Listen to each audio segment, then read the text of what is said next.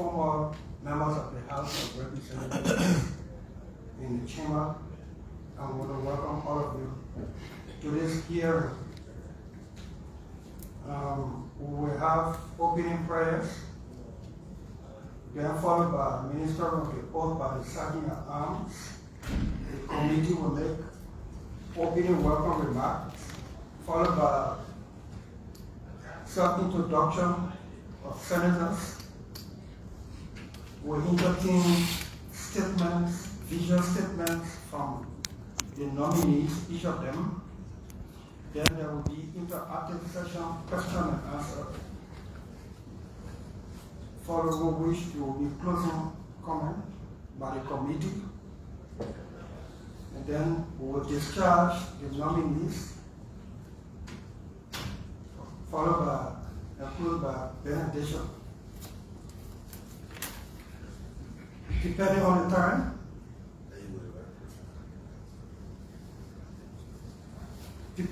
time, there may be continuance of the hearing, or the hearing will conclude today.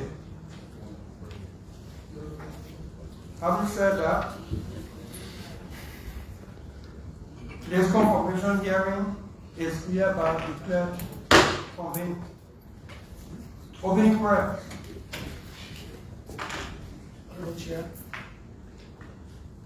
Co-chair, distinguished ladies and gentlemen of the Senate, let's pray. Father, we thank you. We commit our people into the hand of leaders. We thank you for the smooth move and the wisdom you're going to give them to go through this. We thank you. We bless you in Jesus' name. Amen. Thank you. We're entertaining opening remarks, welcome remarks by Senator Daba Batala of the committee. Then Cape County. Thank you, Mr. Chairman. On behalf of the committee, we'd like to welcome the nominees, your family, your supporters, and all those who have come to observe this process. We will go through, as the chairperson has indicated, as we all know that this is a job interview, so we take this very seriously as our part of our responsibility to assess your ability to do the job that you have been called to do. Having said that, I'd like to again say welcome to this hearing and thank you. Thank you, Senator. We will now do administering of the oath by the Sergeant at Arms.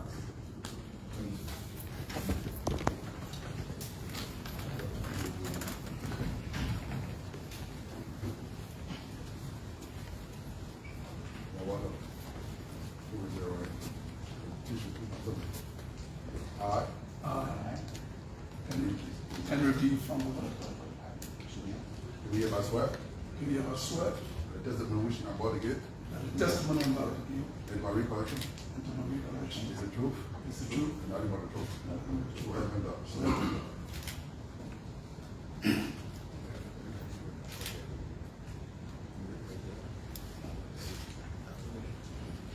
All the children, your nominee designate are not qualified for this hearing. Thank you. Thank you, Sergeant. When I have self-introduction of senators, we'll begin with on our left. My name is General Alex Tyler, Senator of Montgomery.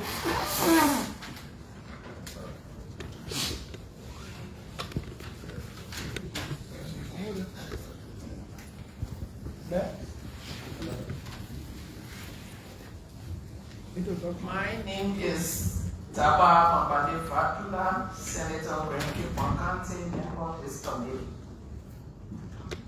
A blessed good afternoon to all. My name is Jonathan Bonchas. I represent the people of Liberia. Thank you. I am Samuel Conventura, Senator of Lima County. Thank you. I'm Thomas Yaya Nemi, Senator Granjie.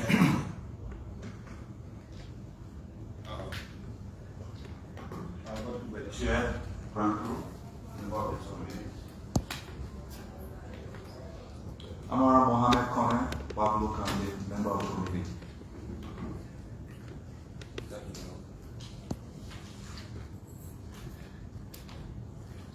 Bill Tuawe, Senator of Rogers County, senior advisor to the chairman of the committee.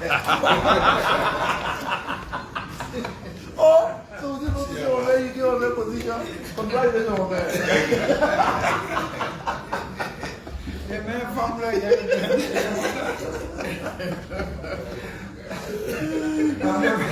I've never had the honor of dealing. I'm humbled to be the chair of the Senate Committee on Foreign Affairs. So we will proceed. We will now entertain vision statements from each of the nominees. And you should be informed that during these processes, there may be senators who will come in along the way. They will self-introduce, and then they will also participate in the hearings. So we'll start with a nominee, Ambassador-Designate Henry Fahnbulleh.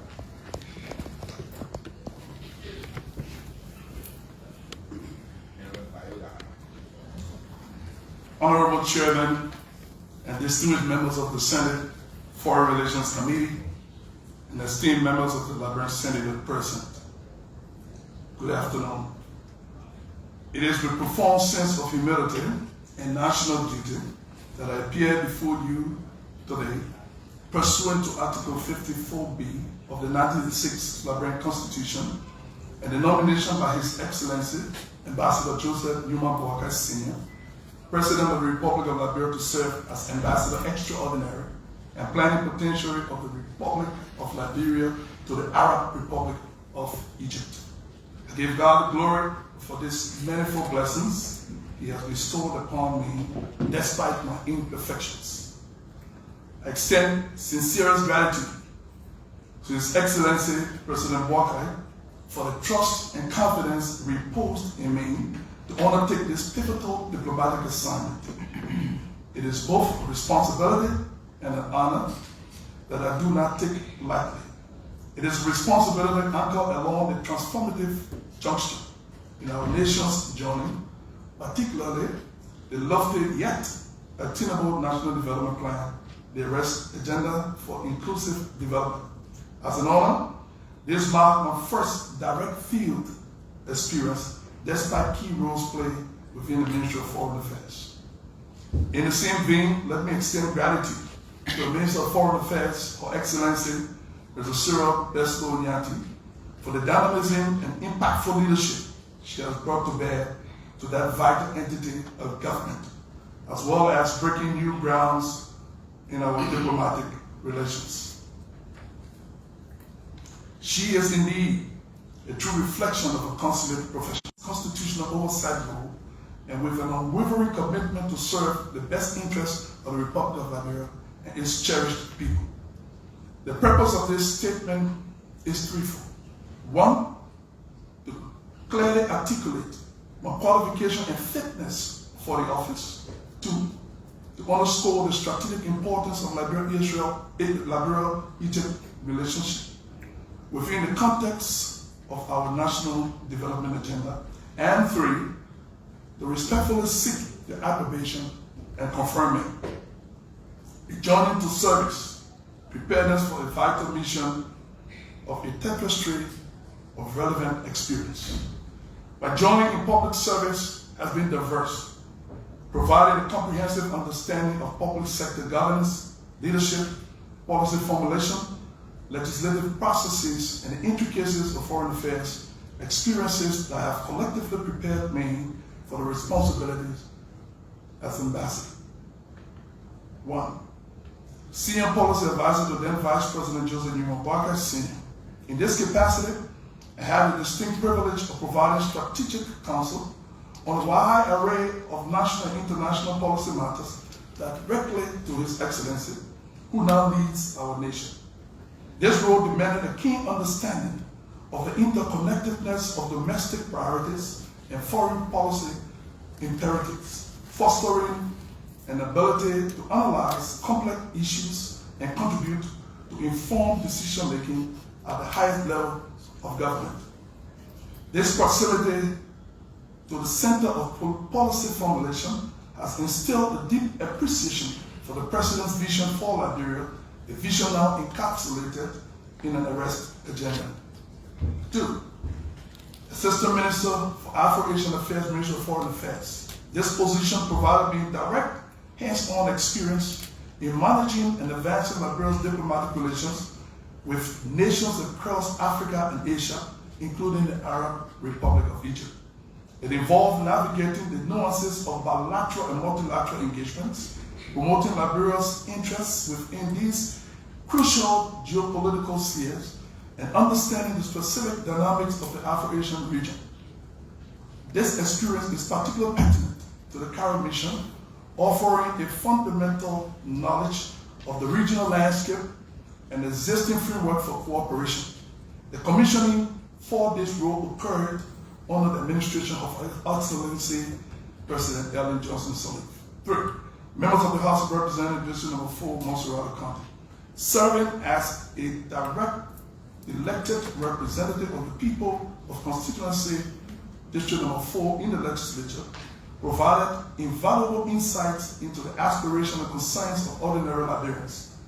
I chaired the Statutory Committee on Foreign Affairs, a role in which we facilitated the ratification of critical instruments and reaffirmed key partnership in conformity with our international obligations.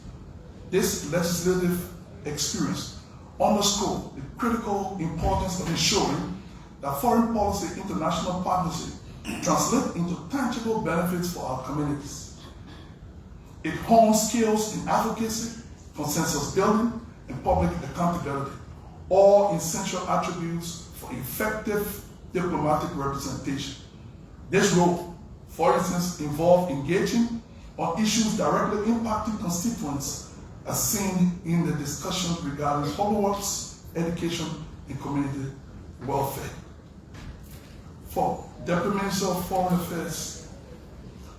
In this more recent substantive role within the Ministry of Foreign Affairs, I was engaged in the execution of Liberia's foreign policy under the previous administration. Responsibilities included managing bilateral and multilateral relations, overseeing the operations of Liberian diplomatic missions abroad, and contributing to the strategic direction of the Foreign Service.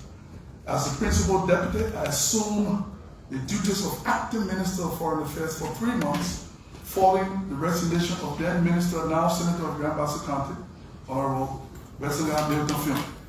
I was responsible for the management and direction of the ministry, especially during the embryonic stages of the COVID-19 pandemic.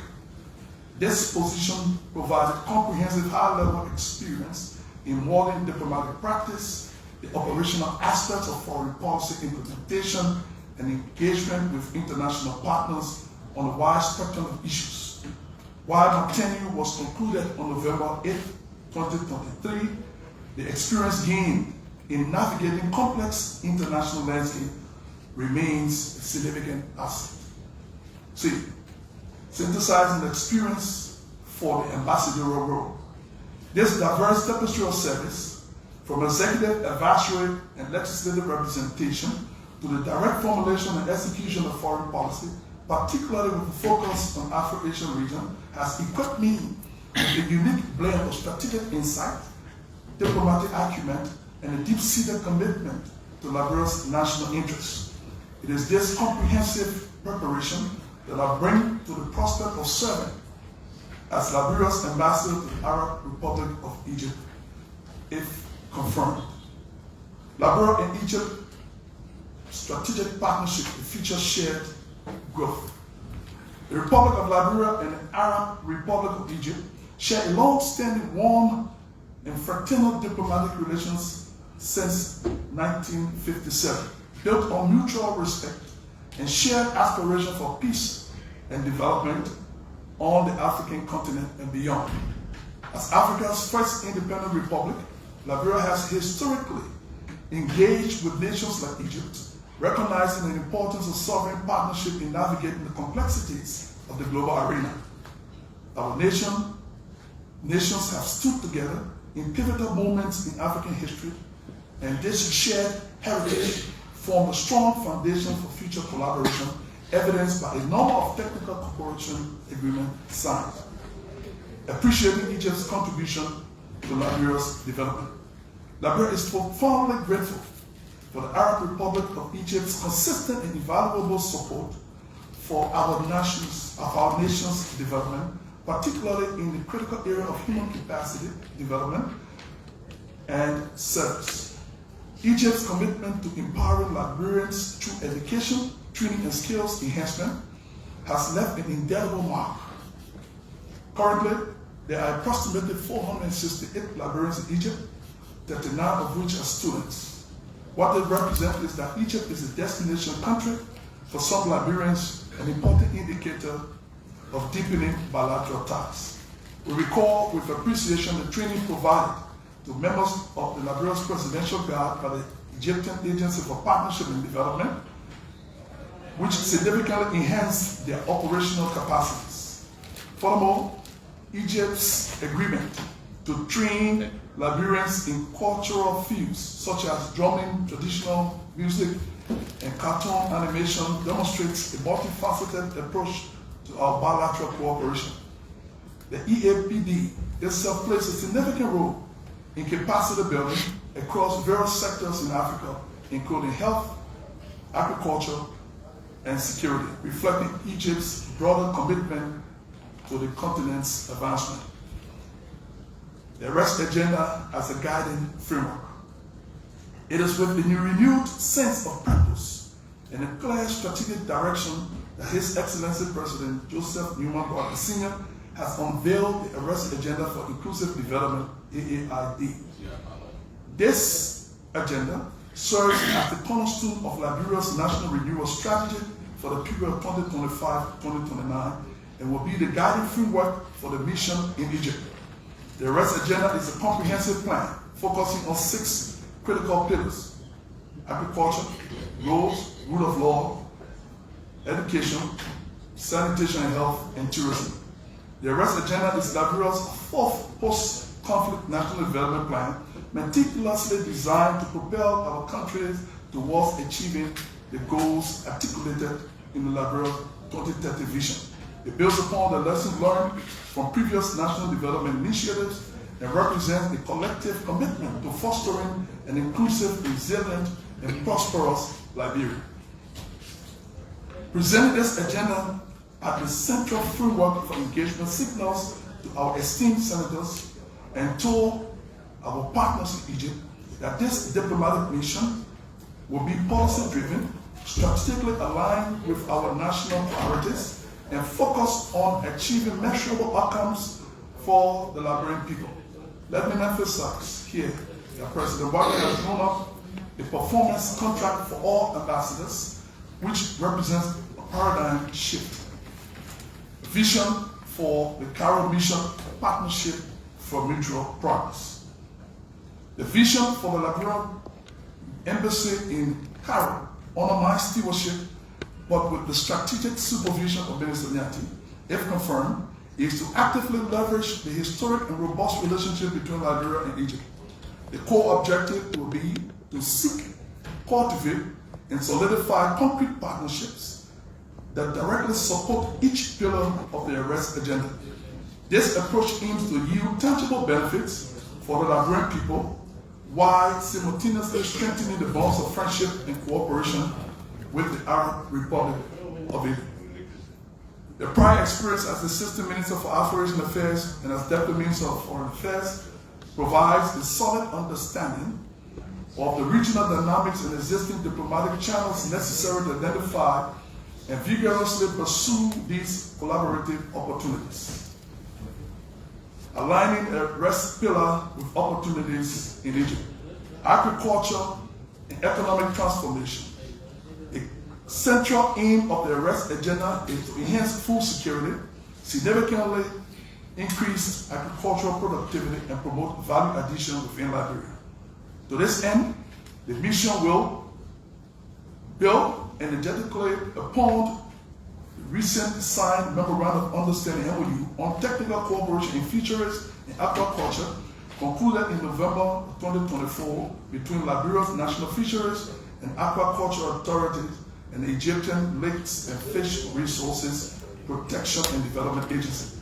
Efforts will be focused on expediting its full implementation with particular attention to capacity building for Liberian fish farmers, the transfer of appropriate technology for tilapia farming, and collaborative measures to combat illicit, unreported, and illegal fishing.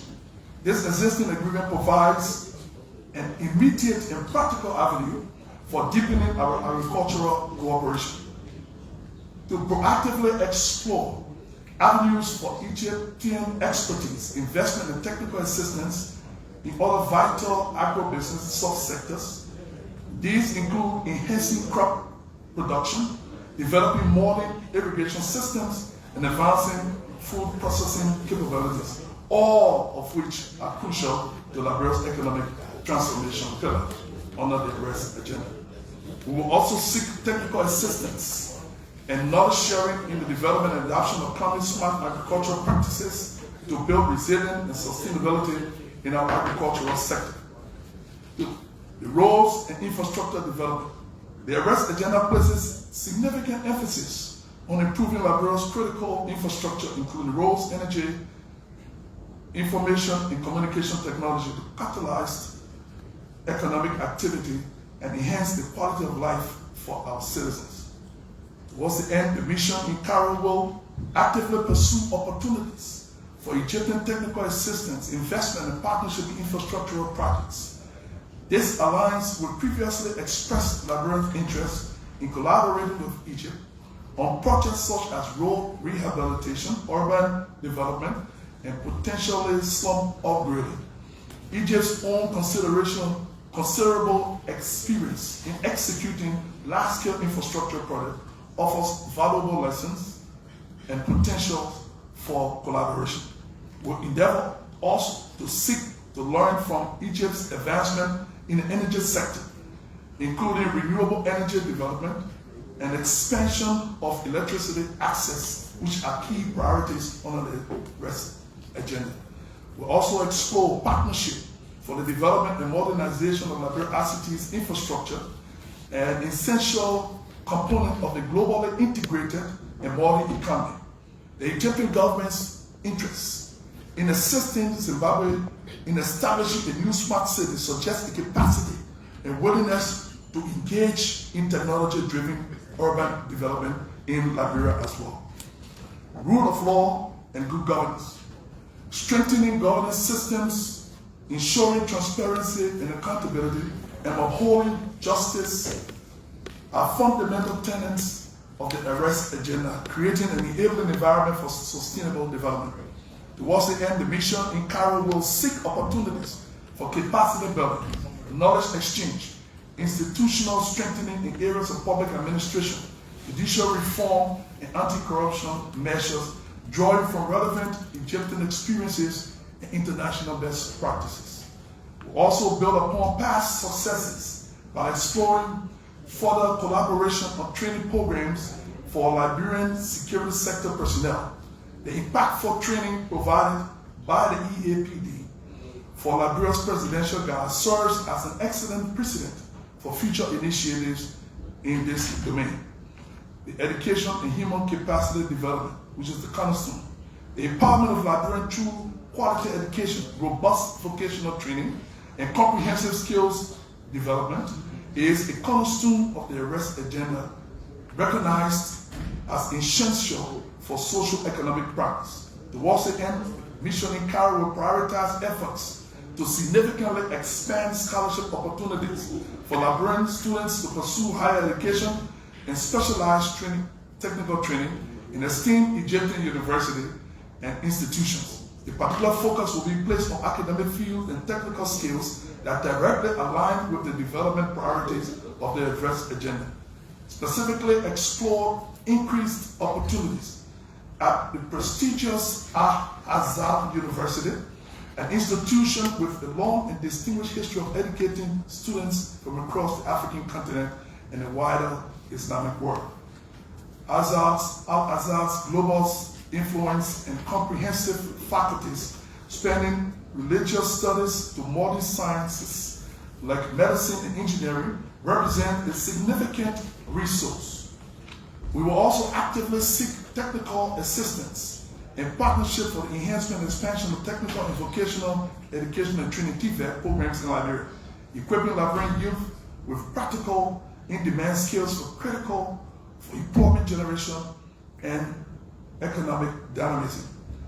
Build upon existing frameworks for cultural exchange to incorporate and expand educational components such as teacher training programs, curriculum development, support, and exchanges of academic professionals. Sanitation and health. Improve access to quality health and ensuring adequate sanitation services for all Liberians are vital components of the arrest agenda, directly impacting the well-being and productivity of our population. Towards this end, the mission in Cairo will explore opportunities for collaboration in public health initiatives, learning from Egyptian models and experiences in health care delivery, disease prevention, and health system strengthening. We will also seek out specialized training opportunities in Egypt for Liberian healthcare professionals across various disciplines. We'll also investigate the potential for Egyptian technical assistance and expertise in improving water and sanitation infrastructure in Liberia, drawing from Egypt's own experiences in this sector. The EAPD's broad mandate includes cooperation in health care, indicating potential avenues for engagements. Tourism. The arrest agenda identifies the development of Liberian tourism sector as a key avenue for job creation, revenue generation, and showcasing our nation's rich cultural heritage and natural beauty. Towards this end, the mission in Cairo will work to promote Liberia as a unique and attractive destination for ecotourism, cultural heritage tourism, and investment to Egyptian market and international visitors accessible via Egypt. We also seek to learn from Egypt's highly developed and globally recognized tourism industry. Areas of particular interest include best practices in tourism marketing and promotion, hospitality training and standards, heritage, site management and preservation, and sustainable tourism development. We also encourage bilateral tourism flows between Egypt and Liberia and explore possibility for joint tourism packages that could benefit both nations. Now, talk about the cross-cutting themes. Across these pillars, the Cairo mission will consistently emphasize the promotion of bilateral trade and investment, encouraging Egyptian businesses to explore opportunities in Liberia, and facilitating market access for Liberian products in Egypt. The critical role of private sector engagement and the development of robust public-private partnerships will be a recurring theme in all discussions. Furthermore, aligning the core principles of the arrest agenda, the empowerment of youth and women will be actively integrated in all proposed collaborative efforts. Now, the hand of friendship and earnest collaboration extended to Egypt. On behalf of His Excellency, President Joseph Newman Parker Sr., and the resilient people of the Republic of Liberia, if confirmed, I will convey the warmest fraternal greetings and sincere expression of goodwill to His Excellency, the President of Egypt, the esteemed government, and the great people of the Arab Republic of Egypt. Liberia cherishes the historic bonds of friendship and solidarity that unite our two countries. This is a sincere enthusiasm and a profound readiness to work closely and collaboratively with our Egyptian counterparts across all sectors of mutual interest. The aim is to build upon the strong foundation of our existing relationship and to explore new frontiers of partnership that will yield shared benefit and contribute to the collective progress of our people. Now our pledge. The pledge of proactive and dedicated partnership. I pledge, if confirmed, to be an accessible, proactive, a dedicated partner in Cairo. The commitment is to foster open channels of communication, promote mutual understanding, and work assiduously to translate our shared aspiration into concrete, impactful achievements that benefit both the Liberian and Egyptian peoples. Liberia remains steadfast in its commitment to bring an active and engaged partner with Egypt in regional and global development efforts, working together towards the future of peace, security, and prosperity for all. Reaffirmation of commitment to the national duty and selfless service. Before this esteemed committee, I wish to reiterate an unwavering commitment to the transformative vision of His Excellency President Joseph Newman Baka Sr., to the diligent and successful implementation of the REST agenda for inclusive development, and to the paramount objective of advancing Liberia's supreme national interest. If confirmed, I pledge to uphold the dignity of our beloved republic and to represent our nation in the Arab Republic of Egypt with the utmost honor, unwavering integrity, and the highest standard of diplomatic practice. Honorable Chairman, distinguished members of the Senate Foreign Relations Committee, the senators here present, with deep respect for your constitutional mandate and profound appreciation for your consideration, I humbly request your trust, your support, and your affirmative confirmation for the role of Ambassador Extraordinary and Plenipotentiary of the Republic of Liberia to the Arab Republic of Egypt. I stand ready to hit the ground running on day one. Finally, I wish to thank you, Honorable Chairman, esteemed members of the committee, and distinguished senators for your time, your patience, and your kind attention. It is with a hopeful heart and a resolute spirit that I look towards the future where Liberia, through dedicated efforts and strong international partnership, realizes its immense potential. Together, embracing President Walker's current call for Think Liberia, Love Liberia, and Build Liberia, a great Liberia, we can forge a path to sustain peace and prosperity for all Liberians. May God bless the leadership of the House, for the House of Senate and its members. May God bless the Republic of Liberia. Thank you.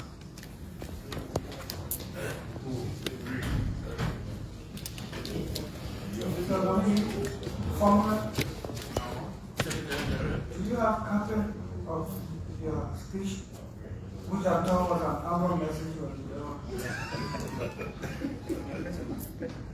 Do you have a copy of the speech for the committee? Thank you, Mr. Chairman. Yes, I did submit a copy to your office. A copy? I think to produce those copies. There can be copies for each of the committee. Sure. Okay. Each committee member. Walter?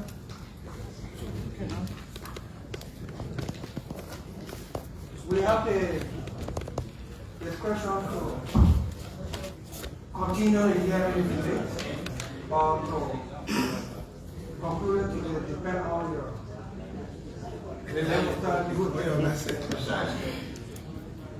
Mr. Chairman, distinguished members of the Committee on Foreign Affairs, distinguished senators, officials of the Ministry of Foreign Affairs, as we some of you back there, ladies and gentlemen.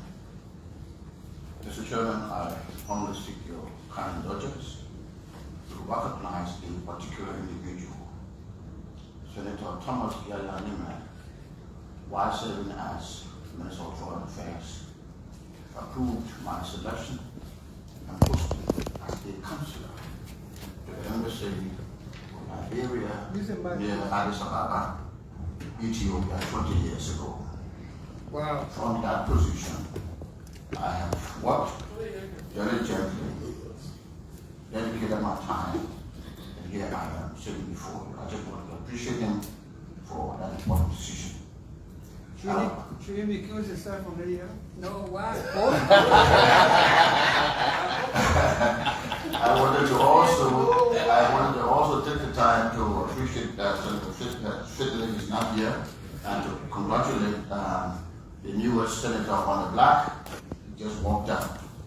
But having said that, I must now first and foremost appreciate God for guiding me through this remarkable journey, for His grace, for His blessings, and for the strength given me to be here today. I am profoundly honored to have been nominated by His Excellency Joseph Patten, President of the Republic of Liberia, to serve as the ambassador for this great nation, our country, to the Republic of South Africa. It is with immense pride and a deep sense of duty I accept this responsibility. My wife and the rest of my family join me in thanking President Patten for his preferment. Similarly, I would like to pay homage to Her Excellency Ambassador-Designate, the Minister of Foreign Affairs, for her support and for the work she's done since joining the Ministry of Foreign Affairs. Please allow me, Senators, to express my deep gratitude to you for the opportunity to appear before you this day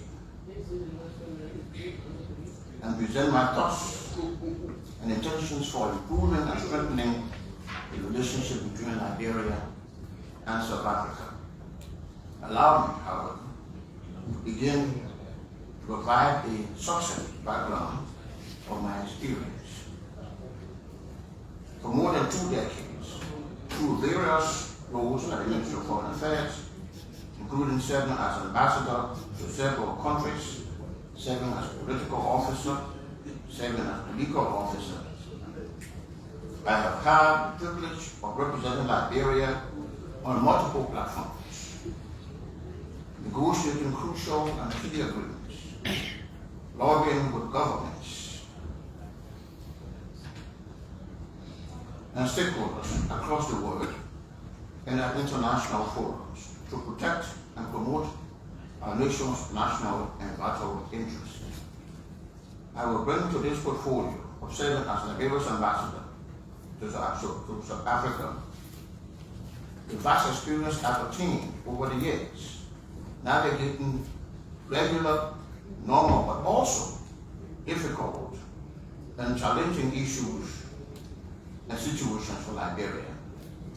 My vision in South Africa is a robust and mutually rewarding partnership between Liberia and South Africa.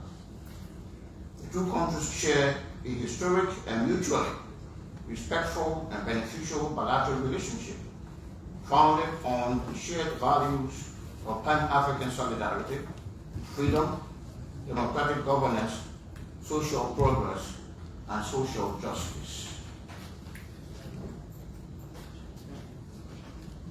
The relationship between Liberia and the Republic of South Africa dates to the late 50s and the early 1960s, when the people of South Africa, determined to abolish apartheid, stood firm in the face of adversity and persecution. Liberia provided support and played host to members of the freedom struggle, including Nelson Mandela. Since the establishment of diplomatic relations between the two countries,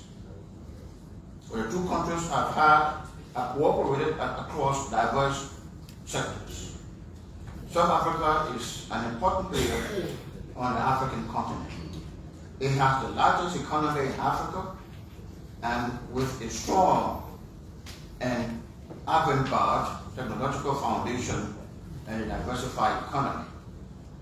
Honorable Senators, distinguished ladies and gentlemen, Liberia is also endowed with vast natural resources that can be harnessed and developed for the good of this country and our people. It is my vision that the two countries will leverage their strong bilateral ties to collaborate across various sectors, including agriculture, economic development, health, education exchange programs, cultural initiatives, tourism, peace and security, among others. Cognizant of President Patten's arrest agenda and under the able leadership of the Minister of Foreign Affairs, I shall work assiduously and diligently to build and foster greater cooperation, strengthen and expand the bilateral tie between Liberia and South Africa, and endeavor to increase trade and investment between the two countries. Finally, I am honored to assume the critical task of being Liberia's representative to South Africa. I pledge to undertake the building of a strong and vibrant relationship between Liberia and South Africa with dedication, commitment, and patriotism. With your support, with your confirmation, I am confident that together we can achieve extraordinary milestones and build a stronger or a brighter future for our country. I thank you for your kind attention.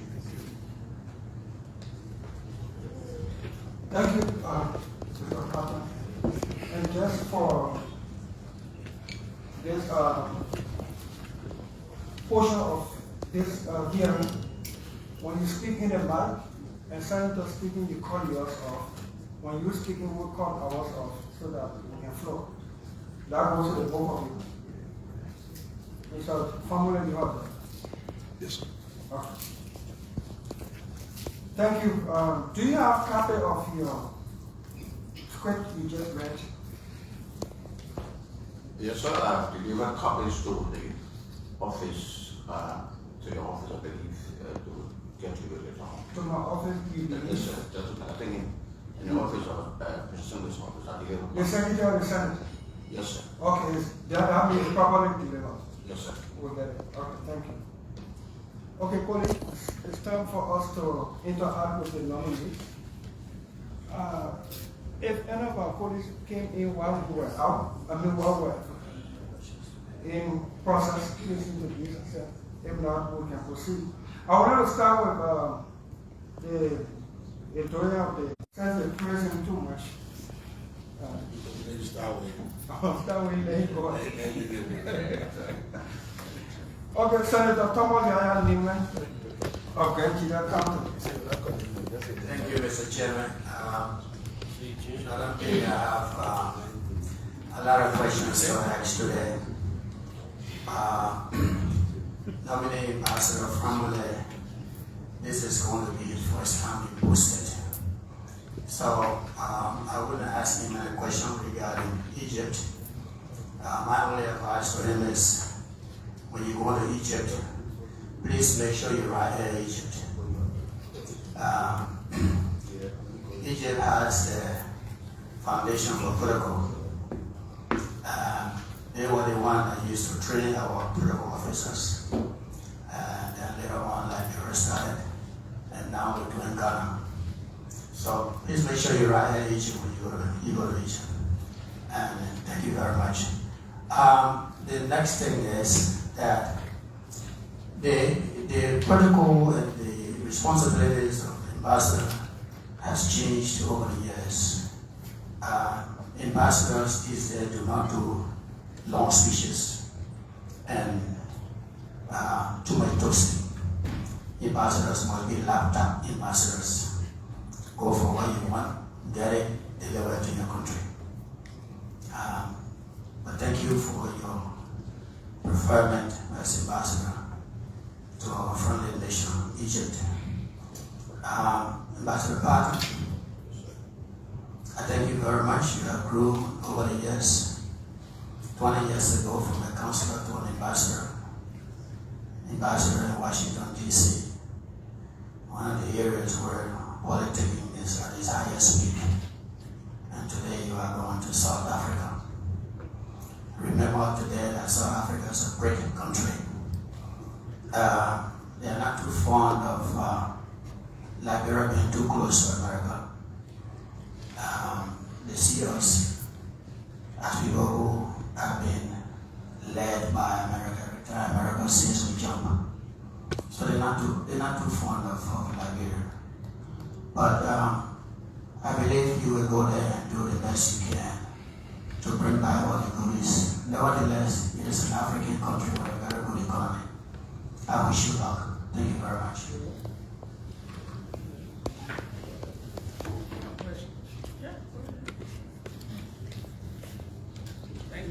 Chairman, let me join my colleague to congratulate the two nominees.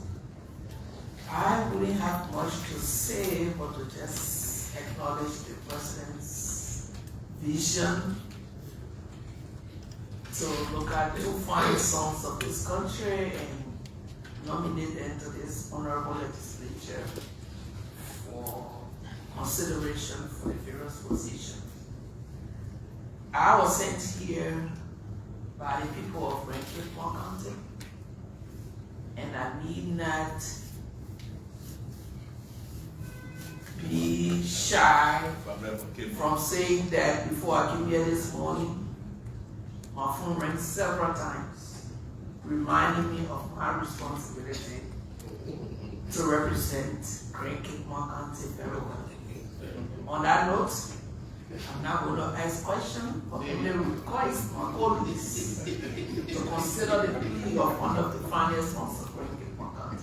Thank you. Where did we got it from? I am from side.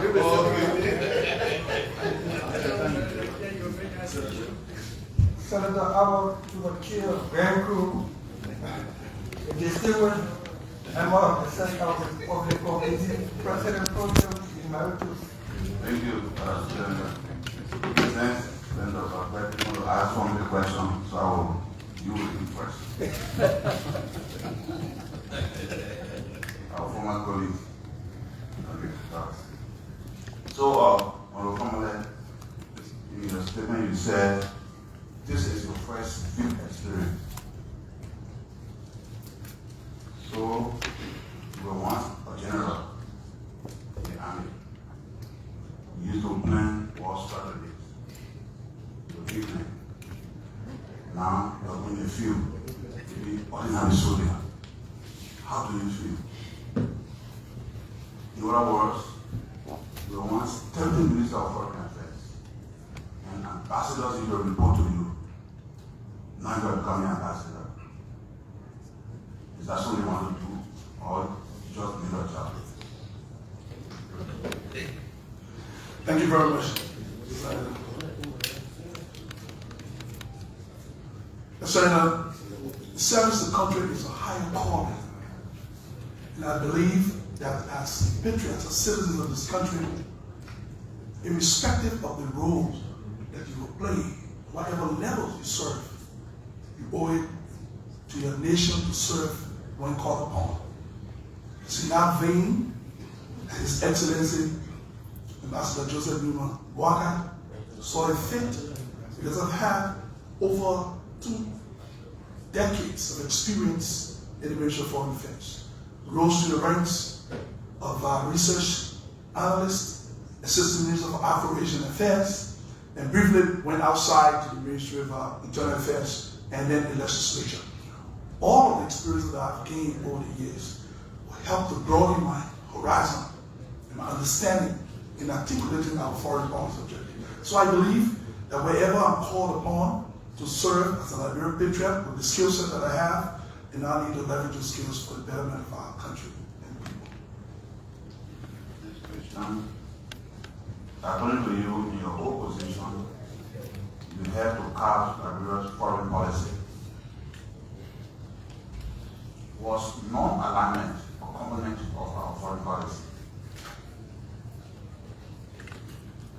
Yes, sir. The principle of non-alignment in the Bandung Conference in Indonesia, yes, underpin our foreign policy approaches and our responsibilities and obligations. Over the years, one of the things that we need to take into consideration is that the international environment evolves very quickly. So there are changes in the international system, but states, on their own accord, can decide whether or not they want to be adherent to the principles of the non-aligned movement or not. Now, in the international arena, there is absolutely no authority that is higher than the nation state. The nation state is supreme. So even though you sign conventions, protocols, and framework, there are times that in the nation's best interest, you deviate from that, because that is paramount. Every state pursues the independent foreign policy interests, even if it means disengaging from those principles that you earlier signed, and we've seen that and now currently in our international space, those are the positions that stay. So Liberia, yes, we still have as part of our law that we are a non-aligned country. I hope I answered your question. Yes, except that, during your tenure, we saw some votes from Liberia at the United Nations, where we voted against China and align ourselves with other nations against the common position of ECOWAS and EU. Do you remember? Thank you very much, Senator, for the question. Honorable Senator, the foreign policy direction of the country is determined by the President and Chief Executive. So we, as policy enablers, our job is to advise, craft, and then the decision is made from the top. The authority is not with us as policy enablers. We assist the President through the Minister of Foreign Affairs in articulating what is in the best interest of the country. One of the things that we have noticed over the years, and I'm free to share with us here from my experience, Liberia has always never engaged in a transactional foreign policy approach. What do I mean by that? There are countries that upon the requests of, prior to the requests of the government of Liberia for support, will already check Liberia in the colony.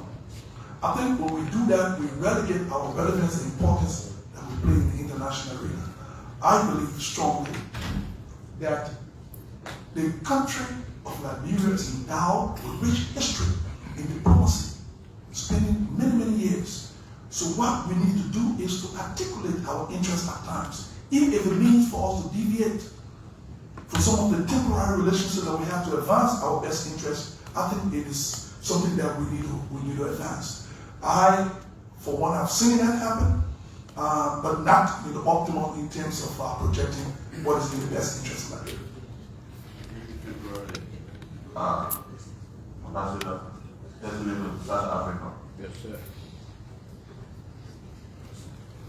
During the apartheid era, Liberia had the freedom fighters. Mandela, other fighters who come to Liberia. We need to give them passports, Liberian passports. Not in Liberia, okay? Other African countries have it.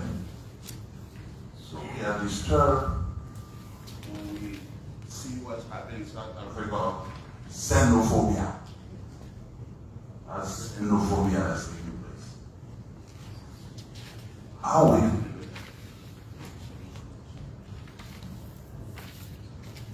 Xenophobia, I'm sure you understand very well. Yeah.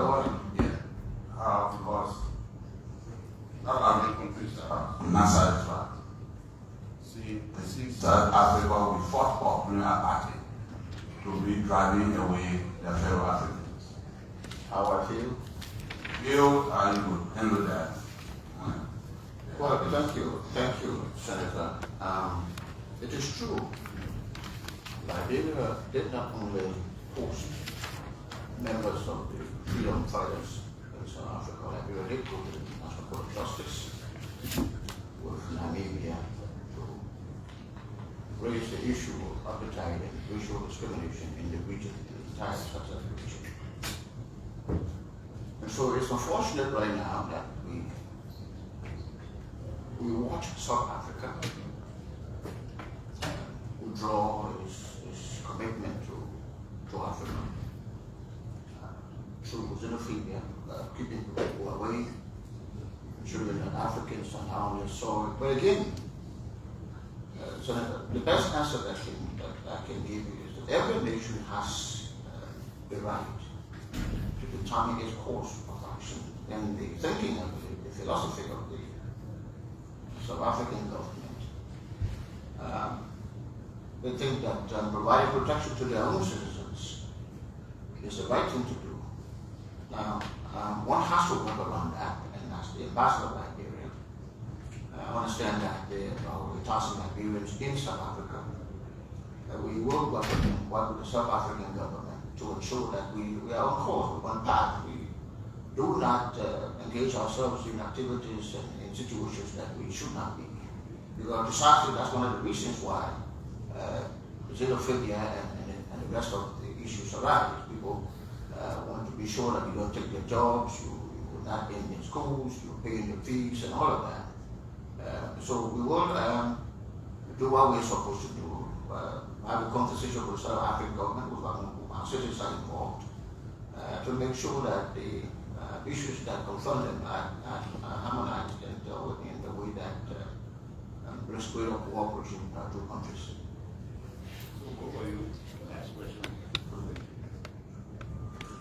Anytime we raise the issue of Liberian foreign policy, all the ambassadors be coming. We always say, we implement the president's foreign policy. People pretend as if we don't have any voice in the foreign policy, and I would believe that the president depends on you people in having that foreign policy. You two, both of you are major players in Liberian foreign policy. Iraq, and we hope that when it comes to critical issues, you will stand as men. Look at America, for example. Number one foreign policy now, America first. Nothing else matters. America first. What President Trump does, cabinet, everything, America first. So it is time that all foreign policy will get alignment, pseudo alignment, and camouflage alignment. That our foreign policy now should be Liberia first. I leave it to the chairman. Goodbye. Thank you. Was that for them to respond now or? Okay, thank you. Senator Jala of Lofa County, followed by Senator Tyler, then Senator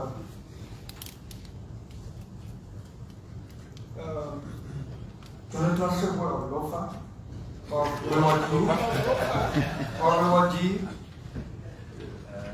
I will keep Samuel Koga for last. Did you come in this Sunday? You got to know what we did. So, Senator Jala, go ahead. Mr. Ambassador-Designate, congratulations. I'm happy when I have people like you in the city.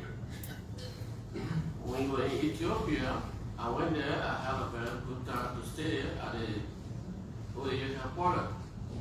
So seeing you to South Africa, Johannesburg, I lived for more than 10 years now. I think I'll have the most of the courage to go back there. So, well, I want you to promise me that you can tell the brothers of South Africa that they are the most ungrateful that I have seen in living memory. If you can do that for me, I'll be very happy. And the reason for that is all the enumerated story. One Nelson Mandela came here and slapped on his Eastman house and got a grand passport with money from President Thabo to go around the world to lobby for abolition of apartheid before he went to prison. Whether or not all this happened since their liberation. Nelson Mandela himself, after he came to Liberia, at least to show that gratitude, he has not. The subsequent leaders, they have not. I was very happy the last time when I saw the president of Barbados here. Because our first black president came from Barbados, E.J. Roy. And I don't know what person knows this. E.J. Roy came from Barbados. He was a ship owner. Senator Jala. Thank you. Okay, So I want to beg you, King. So basically, Yeah, South Africa was part. So let's go to the confirmation. all right. Yeah. Lead a Moja speech. I see. Lead a Moja speech. Okay, Mr. Patten, I know you equal the challenges. I hope that more opportunity will come to Liberia during your stay at South Africa. Now, Mr. Ambassador to Egypt, you are going to the cradle of civilization. You're not going to Egypt. Civilization began in Africa with Egypt.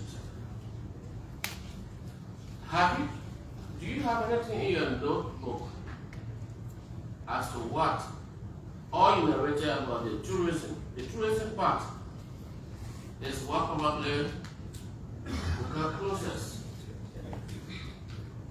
The civilization from Egypt, how do we convert Egypt to Liberia? In spite of all that is going through with the Middle East crisis, what can we do to convert Egypt civilization? Because what we have in common is that Egypt is the cradle of civilization. Liberia is about the oldest independent in Africa. There could be something that coming down the line. What can you do to help, especially the tourism you highlighted, given the cradle of civilization, that would be useful in that direction? Thank you, Senator. As I highlighted in my statement, which was quite elaborate, my focus will be experience and knowledge sharing. I recognize that there is a tourism board, a commission that has been set up by His Excellency the President. So the expertise that Egypt has, can also be transferred to Liberia. And let me also mention that based on the years of friendship and diplomatic relations between Liberia and Egypt, we signed a number of technical cooperation agreements. Tourism is also incorporated in that particular agreement. So what we need to do is to rekindle those agreements, those tenets of the agreements, in order to make sure that now we advance what will accelerate the tourism sector. Tourism provides a major support in terms of the GDP of Egypt. And we in Liberia, we are now striving to understand what tourism brings to our national development. So I will facilitate all of the good things that you promised. Thank you. Thank you. Thank you, Chair. Yeah. Thank you. Chairman, colleagues. Let those who are going to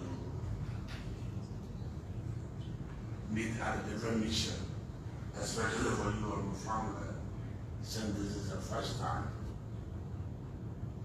Maybe you may be fortunate to meet those in one way in other areas, in other countries, that will be in South Africa.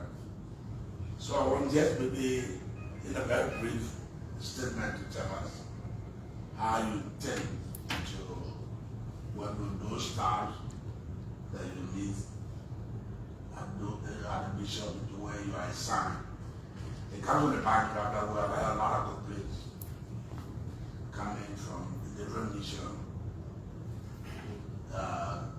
When the ambassadors went there to take more assignment, because all the fine things you say, we sound very good, cannot be achieved just by you alone. It has to be with the cooperation of the staff. How do you intend to do it? That will be my only question. Thank you. And that's what I'm going to do. Thank you, Senator. It's true. The staff at the African Embassy of Liberia and all of the staff members have defined roles as an ambassador and done over the years. And we give a life of post. And we respect each other's responsibilities to work as a staff, you are expected to do what you were sent out to do. And so those who cannot perform, those who lack any responsibilities, that's a different question. But they work for the government and they are at the embassy and we expect you to do what they're sent out to do. So what do How do you intend to work with them? they are scared. They're not going to move. We encourage them to do their work. That's the best way to do it.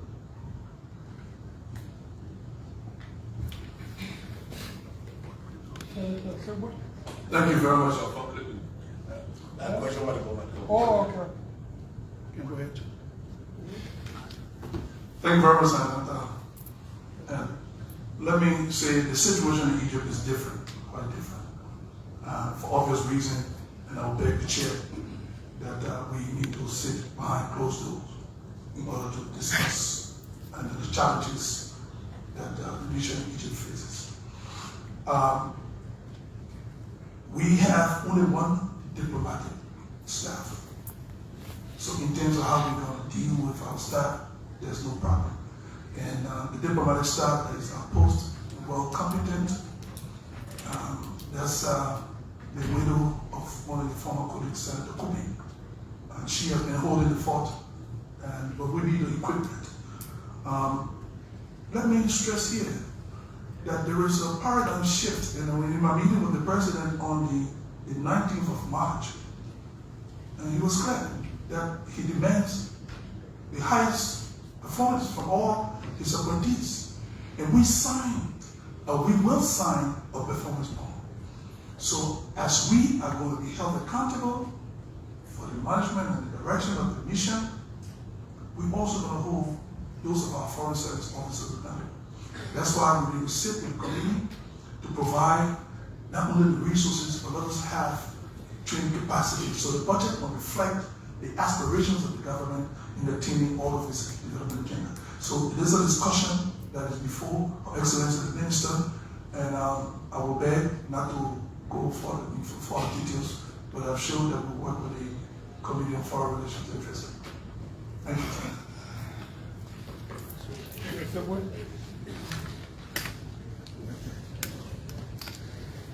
So, let me congratulate for you, Mr. Furman.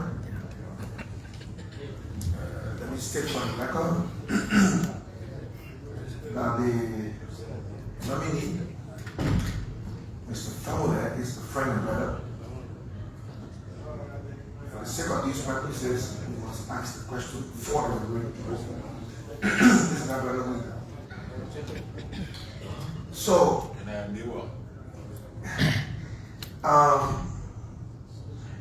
why it is true that language should not be a factor for serving in the position of diplomacy that you are moving to.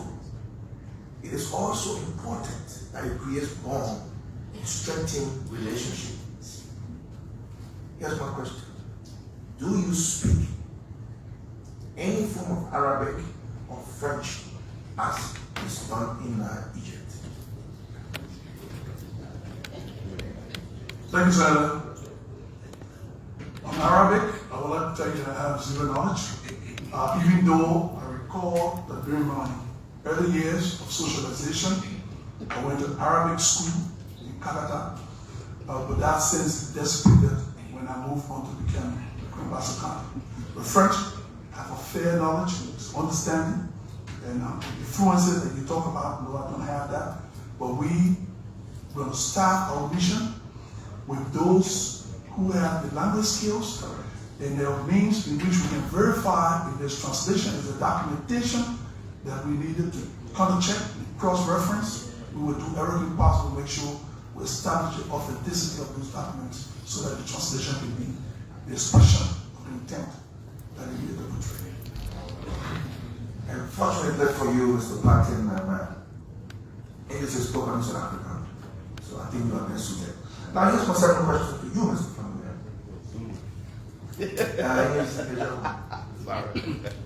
You stated that sometimes you advise the president or your principal on which direction to go in the interest of the country.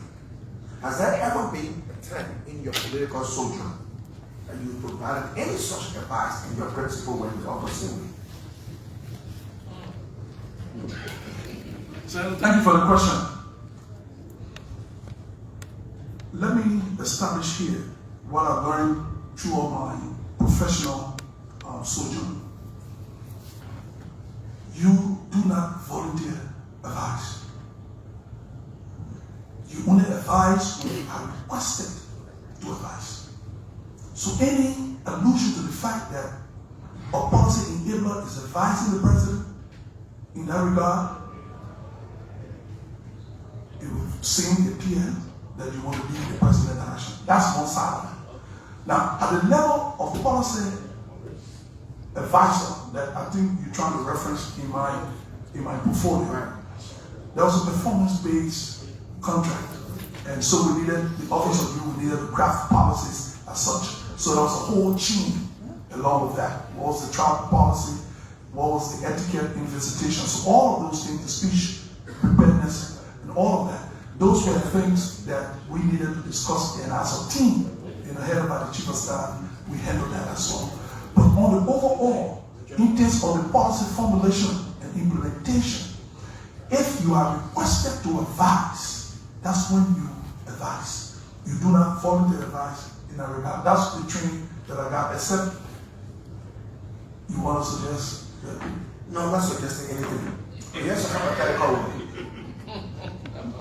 In your position, should you be confirmed, when you are facing any such situation that in your opinion is not good for the country, and you are asked again by your principal to make that decision, what will be your take?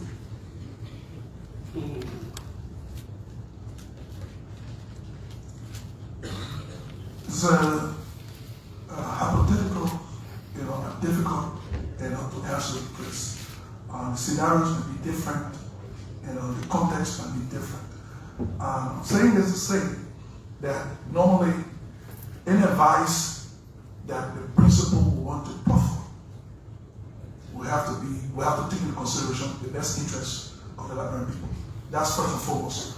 So I would disagree if it went contrary to the interests of people, even if it meant obey the consequences of the action. Now, having said that, there are several chains, there are several layers that you have to approach, in clearing some of the policy options that you want to take. So the Home Office, the staff with the best brains and the brightest, they will also put in their thoughts in the policy formulation process. So we then go about, as ambassadors, to change things overnight without in-depth consultation and such. So I honor both, and I want to say in that pledge that I took that we will do those things that are lawful, those things that are sanctioned, best practices in line with the supreme interests of Liberian people. Mr. Fahnbulleh, did you do sophistry? Listen, my background is in political science. Okay, sir. So, Mr. Patten, let me say thank you for confirming again. Please go to South Africa and make us proud. I want to tell the president that you're grateful. Thank you, Senator. Go there and tell him that we are South Africa are friends. Thank you very much, sir. Thank you, Senator. You were there,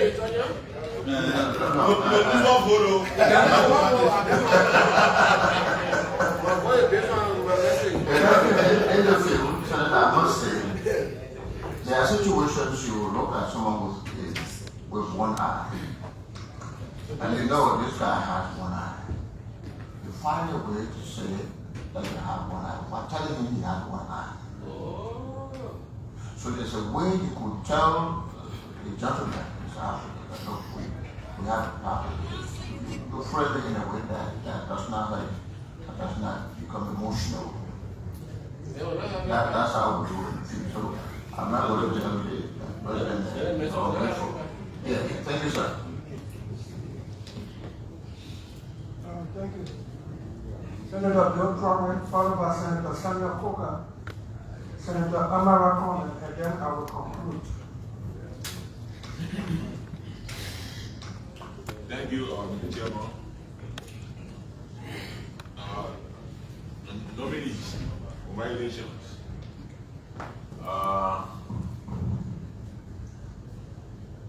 I trust your individual and your collective ability when it comes to foreign policy. You are well schooled, you are well dressed, and I trust a representation of us in South Africa and Egypt will be among the best representations that I will have of the other country. Congratulations. Thank you. Senator Koga. Concern goes to my former colleague, a professional brother, Honorable Ambassador-Designate to Egypt.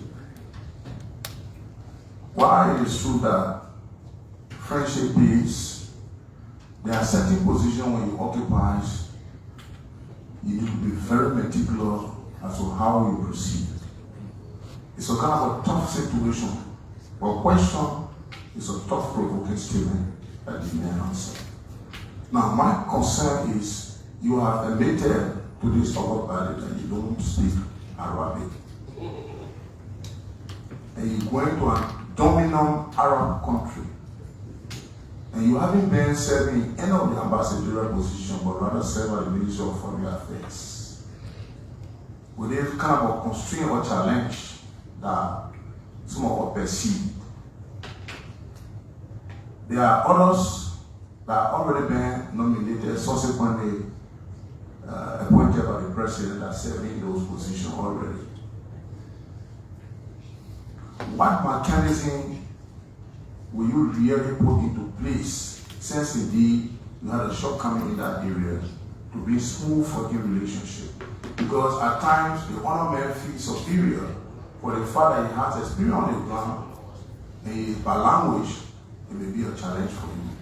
So in order to work and even play to every represent Liberia, what mechanism will you put into place to soften the ground so that you have a smooth lane? That's what I'm saying. To my learned brother, I don't know I should say Dwayne, or because you serve in the US and people are getting a lot of areas of the summit. Having served as ambassador in the US and now going to South Africa, what is your success story in the US and what are the constraints that you face? So Africa is one of the xenophobic countries in Africa. And more besides, Liberian, there are majority doesn't have document for empirical facts. Reason being that I've served as delegation head to Pan-African Parliament, and some of these issues have been brought to our attention. What mechanism will you put into place to minimize this quagmire? Thank you. Thank you, Senator. I was congratulating you on the election, but you were not in the wrong. So now that you hear the message again, congratulations on your election and in order to do this great party. Now, I understand that about 8,000 Liberians in South Africa. Good thing is that we will have a passport center, I understand, at the embassy. So those who don't have credentials to travel, we will encourage them to come to the embassy or know what is right and obtain their passports. If there are issues of immigration where we can help, we will. We serve an office. In my experience, we've always had an immigration officer at the embassy who looks into these things. So when we get there and we find those immigration problems, we will designate some of our people to go and help them navigate the issues they may have with immigration if possible. And then we will seek advice from the Minister of Foreign Affairs. Again, I must say, the ambassadors out there, don't make it their business of making decisions. You seek advice. We recommend. And sometimes your recommendations are accepted, sometimes they're not. So we will advise the Minister of Foreign Affairs on the way forward and how we should handle these issues. We did a lot in the United States. I know I see a number of Liberians around here who came home because they listened to us. We spoke to them, we told them the importance of coming home, invest in our country. Others are here now, they run hospitals, they run businesses. I know what we did during the COVID pandemic, having Liberians who got to, with collaboration to contribute. So there's a lot we did in the United States which we believe we can replicate in South Africa. Thank you. So say.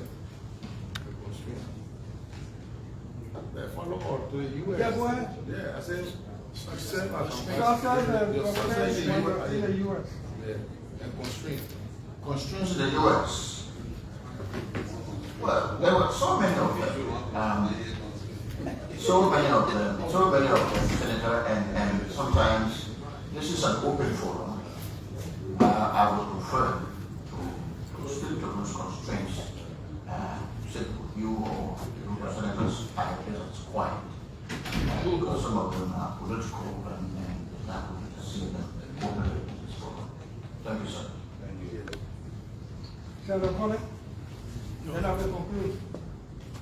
Yes. Thank you, Mr. Chairman. Thank you so much. Let me join other colleagues in congratulating the two of you for your referment. Thank you for the vision statement you presented to us.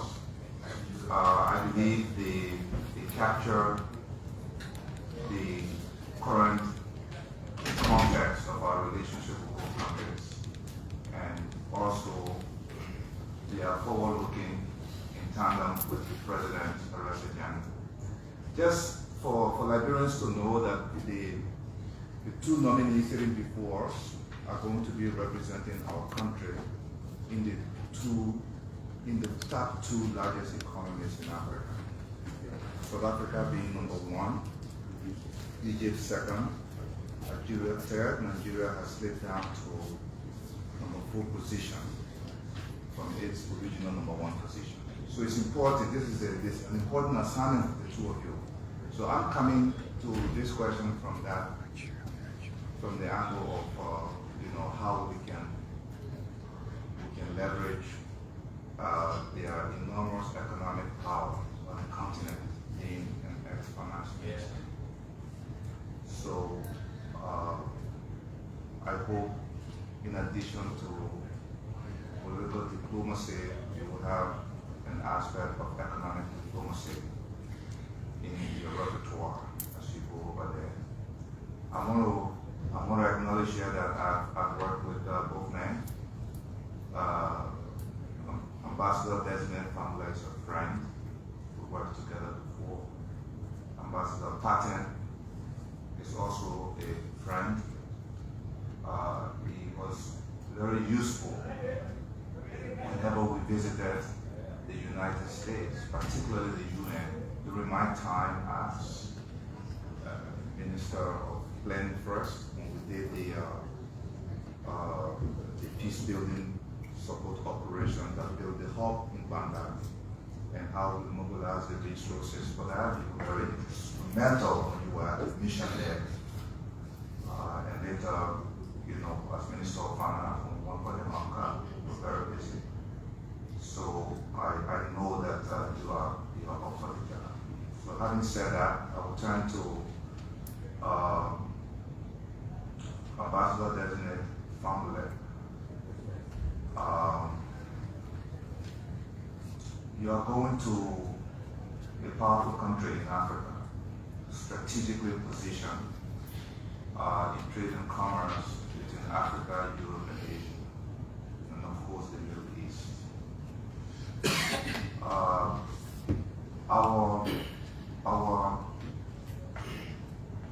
Our trade with Egypt is characterized by significant deficit for us.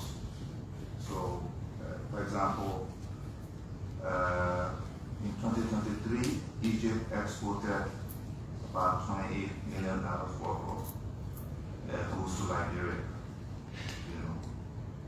Liberia exploded within 1 minute. Now, this is not your fault. Okay. But if we are going to address joblessness and other things here for our people, we have to try to up our relationship with the countries that are successful on the continent versus aspiring to do trade with the US and other places in Donald Trump's world today. You know, that's difficult. So I would like to know, how are you going to work with the Ministry of Commerce, with NIC, with MFDP, with Foreign Affairs, you know, the whole group to try to change this narrative, to see how we can close this gap with Egypt while you're there. That's number one.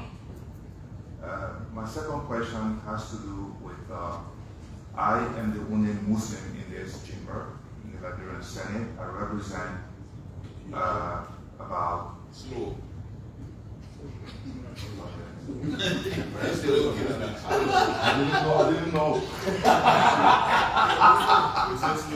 Okay, good. So we are two then. Me and Senator Snow. Anyway, so you are going to the Arab Republic of Egypt, an Islamic country. When I was young, I remember the first person to travel out of my village in Baku was to Egypt on a scholarship. You know, he went there, he memorized the Quran, he came back, and he became a teacher, you know, there and imam. I don't see that happening anymore. Now, I come from a region that you come from, Western Liberia, where the majority of Liberian Muslims are. That's Cape Mount, Bomi, and Baku. And Lofa. Okay, and Lofa.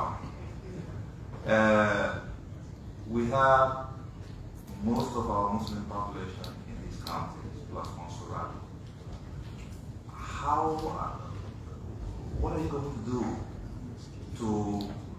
to tap into opportunities for them in Egypt, you know, to sort of leverage the religion in ways that it's not just helping them, but also the customs, the traditions, you know, so that they see you as a partner and relate to you when possible. And then the other question here has to do with what you see as the biggest challenge for you going to Egypt as an ambassador, building on you know, our esteemed colleague, the former pro-tem, question from being a general to, you know, in the field, that transition, what you see as the biggest obstacle. And then finally, you answered the question well about advising your principal and so on. I had to ask this question. When you were Deputy Minister of Foreign Affairs, there were some media reports about your disagreement with your boss, the Minister of Foreign Affairs at the time, that became public and maybe, you know, affected our image in the diplomatic community.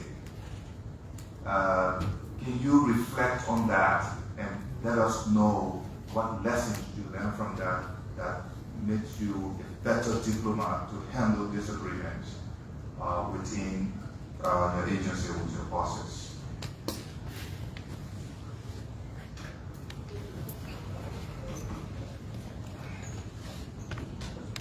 Thank you, Senator Collin, and thank you for the kind words, the kind sentiments. You represent one of the finest in our country, and it is my privilege to just sit before you so that we can discuss the concerns that you have. Let me start from the bottom and I'll work my way up. In a policy formulation process, there are disagreements. There are disagreements between approaches, disagreements between strategies, But the core principle, there can be no disagreement about the core principle. What is it? How do we advance our foreign policy objectives in a way that we accrue the most benefit for our people? There's no disagreement on that. There are details that I like to leave the nitty-gritty to historians behind, so we don't say it here. But I believe that in the conscious wisdom of the president, when someone is nominated in the position, the executive law assigns specific tax responsibility, and you honor oath to deliver as well. We all make reports. We all have to be accountable, or else we do not perform, and then at the end of the day, we regret being appointed. I don't know how to describe it, but there was not a disagreement, personality clash. I didn't see it that way. I thought it was unfortunate. We should have reached that. Then let me say, there's a whole pattern. If you go back in the Ministry of Foreign Affairs, you had it. And I don't want to call names, but if the minister is understood from the law to be the direct representative in terms of the envoy of the president, meaning that the minister travels a lot, and the minister is seen to be out there most of the time.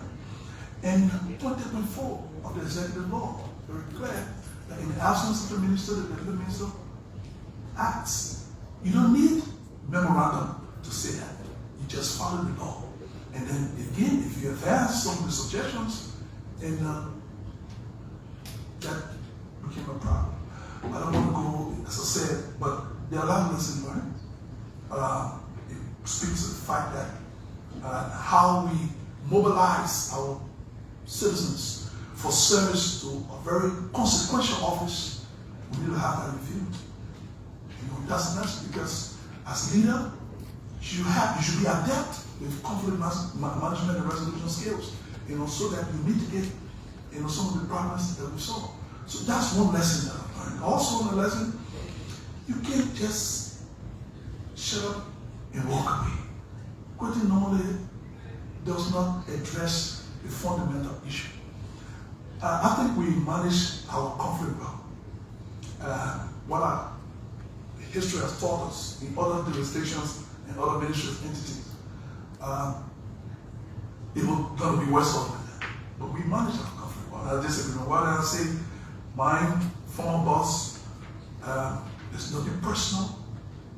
We had disagreement on policy, and we're not enemies. So if you have similar situation in your new assignment, will you handle it differently? Absolutely. Absolutely. That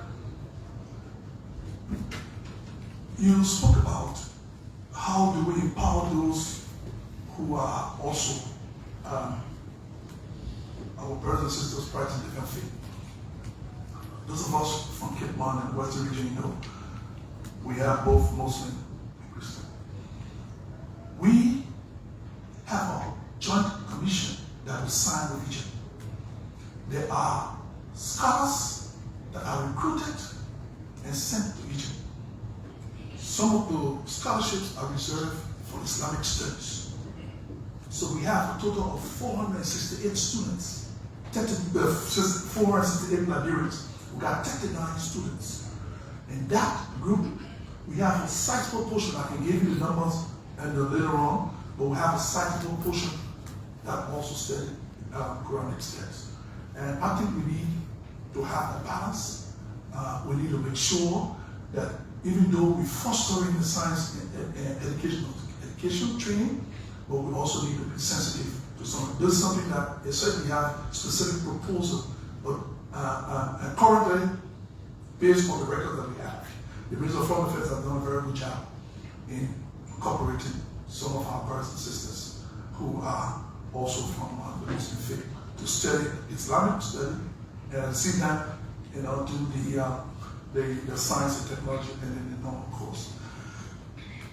I will look forward to any proposal that you have in order for us to advance that through the Minister of Foreign Affairs.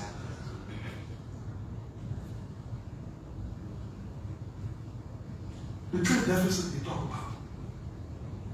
about. I don't want to sound idealistic. I want to be more of a pragmatic than a sort of person. This is symptomatic of how we came about with the entire economic enrichment globally. How do we advance intra-African trade? How do we prioritize South-South cooperation? How do we do that? If you look at now, Egypt is an emerging economy. We have the global South as a big chunk of the entire global economic enrichment. We need to rearrange it because when the economic order was being carved, most of those countries are not gaining independence. So they were excluded from the decision-making aspect of the global economic order. But Egypt is a member of the WTO. Egypt is already a member of BRICS. So what we need to do now, and after as well, the African free trade area, Egypt is a part. We need to intensify it. I don't have all of the ideas, but one of the things that I promised to do, hitting the ground from day one, is to make sure, when confirmed, or if confirmed, is to work with all of the sector heads in how do we develop a development brochure, one that we can sell out. Now, the time where we used to do the traditional diplomacy have long gone. Ambassadors now are required to produce results, economic results, tangible results, impactful relationship that will enhance the livelihood of the people. This is where we come from. And the minister has articulated that in a concept I showed before you on the concept of economic diplomacy. But how do we enhance that? All I'm asking for is to have the tools. It is not sufficient for you to demand and expect that a mission will deliver all of its vision if the requisite support is not given. So this is something that we need to have a conversation. We can do it here, as Senior Ambassador Patten said. We need to go back to the specifics. Because if you look at Egypt, with what you spoke about, Egypt has the 41st, is standing in the world, just the 41st country in the whole world in terms of the economic standing. So it means that we can leverage that, and rather than going across, we can accelerate the South-South cooperation along that line. I will be willing to listen and to whatever specific proposal you have. But one of the things I want to do is assemble a team so that we have the information in terms of renewable energy, electricity, in terms of agriculture. Egypt is way out there. So we need to make sure that we erase or we narrow the deficit by engaging more and by selling ideas. But you cannot do so if you don't have the requisite tools, you don't have the staffing, and you have serious challenges in order to attend meetings. These are all specifics that we want to discuss in detail maybe behind the scenes. On the first question, you can put back. On the, I think I've answered all. Yeah. But I just wanted to say one thing about it. We need to be intentional if we want to have the kind of impact from our diplomatic mission. We need to be intentional. I know that has been a perennial problem, but we must at this time deviate from all of those crisis management when it comes to mission. We must be intentional. If we want the mission in Egypt to produce, we provide the requisite tools and hold them accountable. The good thing about it is that His Excellency the President has established what we call a performance management system.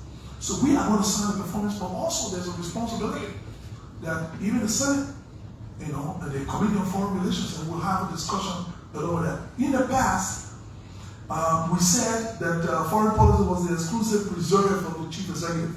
That theory is worn out. Now it's a shared responsibility. So what you have now is that the executive, along with the Senate, you have the purse, and you work out all of the modalities in order to strengthen and equip your mission. So when you demand results, you are comfortable in asking whether have I done everything needed to advance the cause of our foreign policy objectives. So you all know, and you can hold us accountable if you don't deliver on all our line. So I want to thank you. I will look out for specific proposals, so that we all can sit around the table and discuss. Thank But you. we need to be intentional about foreign mission. No, I couldn't agree with you more about being intentional. As you prepare to go to Egypt, the economic diplomacy that the minister propounded here, is very important for us now. Just think about it, Ambassador-Designate. Year on year, it's been difficult, almost impossible for us to cross this $700 million to $800 million budget threshold. Year on year. Some people say 1 billion, this, that. But at the end of the year, when you look at the outturn, it's $750 to $800 million since the end of the war. I mean, we have to break that cycle. And the way to do that is to really go into these positions. You go into the second biggest economy in Africa, the 41st in the world. You gotta go with a business mind to see if you can make deals happen for Liberia. You talk about agriculture in your statement. You talk about aqua life, the relationship, and so on. Egypt has only the Nile River. And the Nile River comes from Uganda and other places. By the time it gets to Egypt, the fishes are gone. So the relationship with NAFTA will have to focus on how Liberia, with all the things we hear about tuna being in our water, lobsters and so on, if you can get an Egypt, if you can pitch that to Egypt, with the Chinese coming and fishing for us, they can help us to sort of navigate our water for security purposes, but also their companies can be here to fish in our water. Hopefully we can get some to eat here, and then they can ship some to Egypt. It will improve our trade deficit with them. And it's an example. Same thing with agriculture. The Nile is important for their livelihood. All right, there are some crops there that they can get to. They import them from Europe and other African countries. See what we can do here to send over there to empower some of our people. There's a suggestion for you. We'll talk about the details. Let me go to Ambassador-Designate Patten. You go to South Africa, the first economy in the world, in Africa, and the most technologically advanced economy on the continent. But they do nothing with us. Our trade is 1 million. That's it. They send diamond machines, gold washing machines, because that's what they do over there. And we send scrap or iron to them. That's what we do. Again, the same question. If you go over there, I just wanted to flag an important issue that I believe will be your biggest challenge to improve relations between our country and the top economy in Africa. And by the way, when we were going through trouble here, South Africa did not forget us. President Thabo Mbeki was here in person, to try to facilitate the end of our bitter conflict at that time. And as you deliver this message from my chairman on the Benin Committee, I want you to think about that and tell the one eyeball man that you get one eyeball without telling him so. But having said that, South Africa has, took up Israel had a case of genocide against Israel, I think last year, for Israel's action in Gaza, which is sad. Our country sided with our traditional partner, the United States, because the United States condemned that case and also actually sanctioned the judges at the international tribunal. So you are going into a situation where xenophobia, again, that was raised by Senator Jay, is rife in South Africa. And you have a situation where, even though we were there for them during the apartheid era, but apartheid is gone in their country. So Liberia now is not seen as a friend, not standing with them, when they needed us. Could you tell us how you are going to navigate that water, particularly in the context of what we just talked about, the economic diplomacy? And secondly, we need all of Africa's support for the seat we seek at the Security Council. And South Africa will be important in that. How do you plan to navigate that war? Thank you, Senator. You're right. The key word, key expression should be economic diplomacy. We must transform, we must transition now from bilateral and political diplomacy to development diplomacy and environmental diplomacy. We tried it before when Burmaki came together, was at the Ministry of Foreign Affairs. The focus was development diplomacy, and this is the right way to go. So it's a question of making deals. I'm not trying to call deals here, deals there. And maybe one of the issues you have, clean deals. Yeah, clean deals. This is what I have the iron ore and the rubber and Liberia. This is the deal I have with you. What can you do? And you bring someone to develop the iron ore, develop the rubber, make some rubber bands. Those are the things we're talking about. And one of the reasons why sometimes we have this trade deficit is the capacity to manufacture, not just manufacture anything, but standard products. Because if you don't have standard products, nobody's going to come and drink your water. No matter how much water you produce here in the upper life and all the water that's right around here, if it doesn't have a standard, it cannot go beyond the borders of Liberia. So we need to strengthen and improve our standard.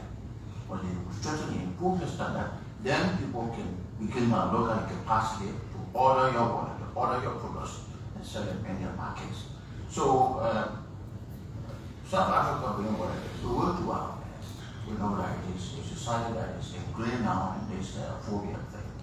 We will do our best to navigate a strategy around that. I have friends in South Africa, most of whom I served with as ambassador in Ethiopia, in New York, in Washington, D.C. If it is not too late, because I want to say the elections are coming up next month, if we're not too late, first I have in the SADC region, I could reach out to them, because one of the issues I think that is ahead of us now is that SADC is not fully supported from our efforts. This is something I could do, but I'm still here, I'm not there yet. So that's a hindrance. Thank you, sir. Thank you very much, Mr. Ambassador, Mr. Chairman. Thank you for the opportunity. Thank you, Senator. Thank you, Senator Kwan, and thank you for it. By the way, the election for Liberia Security Council is scheduled for June 3, which is next month. And third, the closure of the launch will be on May 22nd, May 27th this month. And then the voting takes place June 3rd in New York at the UN headquarters. And by the grace of God, we will be there to ensure that we will return with victory for Liberia.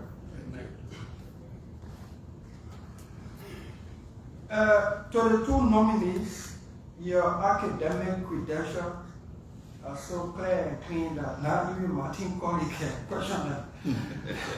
So we will not delve much into that. I got some fundamental questions on your own, because qualification and competence, there's a thin line between them. The qualification is a requirement that takes you to the job, and the competence is your personal ability to do the job, your courage, your own ability, your knowledge, your capacity will determine your competence. So I'd like to deal and dwell on the competence. Mr. Patten. Yes, sir. Are you the George Patten who was nominated by former President William to go to Washington, D.C.? Yes, sir. Yes, sir. Prior to that nomination, we became an appointment subsequently. Where did you serve?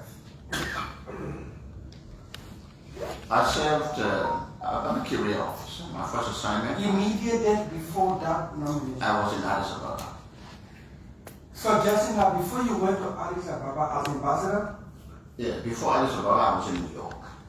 As legal and political officer in New York. So before you went to Addis Ababa as ambassador, correct?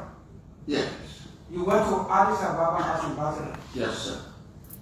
You met Senate confirmation? Yes, sir. And then you were subsequently appointed a commission by the president? Yes, sir.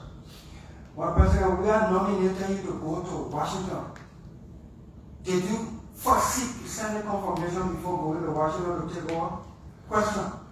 Thank you, Senator. I think the circumstances at the time, Senator, was such that the government wanted to have an ambassador in Washington, D.C. immediately.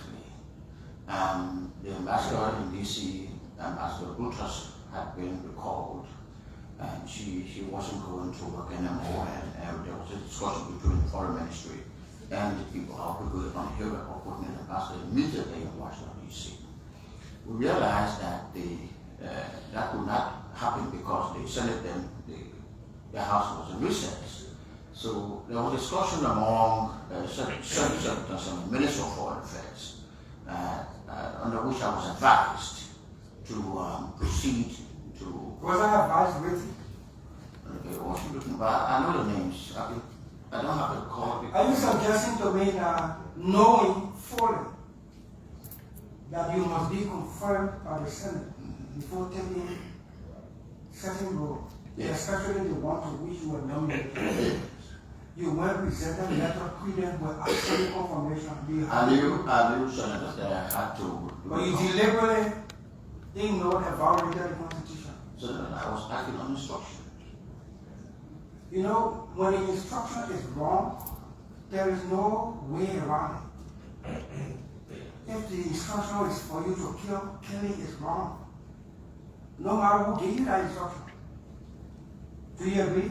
Senator, here's a scenario where you find yourself. Do you agree that you took the wrong instruction no matter from whom it came? Whether the instruction was wrong or not, Senator, this is not something for debate. If you were sitting in front of your president and you had instruction to proceed to a certain action which you thought was beneficial to the country, I think, Senator, you would know what is right. And according to the situation at the time... You have been in, you see, when you guys come here for confirmation hearing, you tell all your experience. Part of your experience is to know the law. That's part of my experience. Part of your experience is to know the law. And part of your experience should be that I was advised or instructed to do the wrong thing and it was wrong, I did not do it. That's courage. That's why I'm testing it. Thank you. You violated the Constitution. You aided, in fact, you were a beneficiary of the violation of the Constitution. When you were nominated to go to Washington, D.C., without Senate confirmation, you went and presented letters of credence to Washington. And you have to be recalled by the Senate to come go through the process. The instruction was to go and come back. The instruction was wrong. Yes, sir.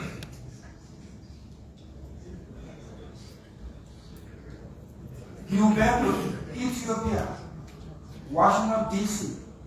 These are all impressive part of your resume, your credentials.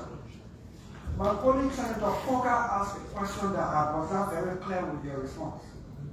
How long you were in Washington, D.C. as ambassador? I was there from 2019 to 2022, Senator. So take it about 3-4 years, correct? What challenge, what did you meet at the embassy representing Liberia in Washington, D.C.? And what is a legacy mark that you left?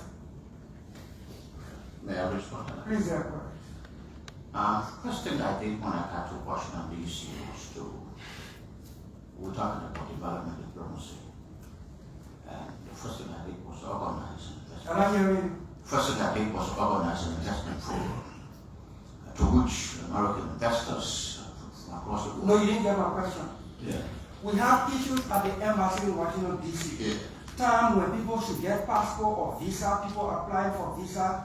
What marked different legacy did you leave at the embassy? Of course, we improved the system, Senator. We improved the system. We got there, the issue of visas and passports was debilitated. We improved that. We set up systems by which people will come and pick up the passports as early as possible. What kind of system? Is the system still working? Well, what is working now or not, I left from there since 2022. Yeah, I can speak to that since 3 years ago. But when I was there, yes, it was working. So before you got there, what was the time frame for somebody to get a passport? And when you left, what was the time? The situation with passports and that was between the embassy and Monrovia. People came to the embassy, they did their biometrics, that information was sent to Monrovia, and picking up that passport, getting ready was situated from foreign affairs. It was not the fault of the embassy. The passport had to be produced here and sent to Washington, D.C. before it would deliver to the applicant. And we had this problem. We tried to deal with it as possible as we could.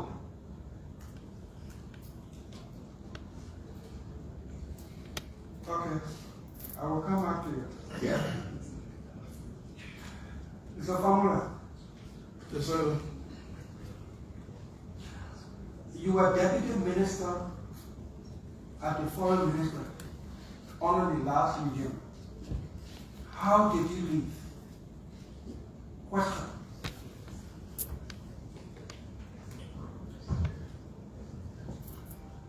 Thank you, Mr. Senator, for the question. We served well. How We did you leave? left a legacy where staff were promoted, some went for training, and so I think by and large, in terms of our own mandate area, we performed well. How did you depart the minister? Under what circumstances? Did you resign? Were you fired? Or how did you depart from the minister? Question. Senator, the Constitution provides, assigns certain authority to the president. And those of us who are agents of the president serve at the will and pleasure of the president. So, if the president believes that, I know that. yeah, I know that education aspect. Go straight to the point, sir. How did you depart from it? I'm not sure what you actually. Did you resign? Were you fired? Were you relieved? I was relieved from my duties. It's simple. By the president, when you serve at the pleasure of the president. Third. In your statement presented to this committee that you beautifully read, you mentioned therein part of the responsibilities for which I should appoint you or confirm you as ambassador, that you serve as senior policy advisor to the then vice president. Correct? Correct. And you know the position to which you are to serve, should you be confirmed, is also political. It's a political appointment decided by the president. Right? So let me ask you a political question right now.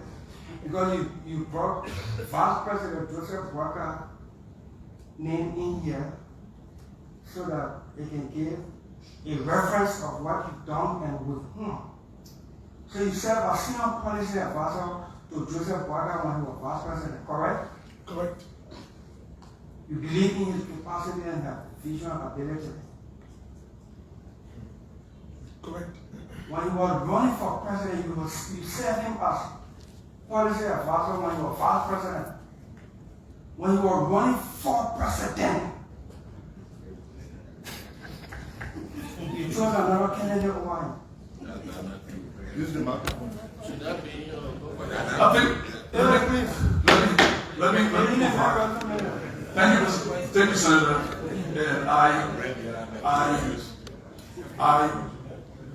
And I want to be very candid with you. You know, there has been some misconception. I'm a professional person, and I take political actions, and I stand ready to benefit or whatever it is, incur the consequences based on my action.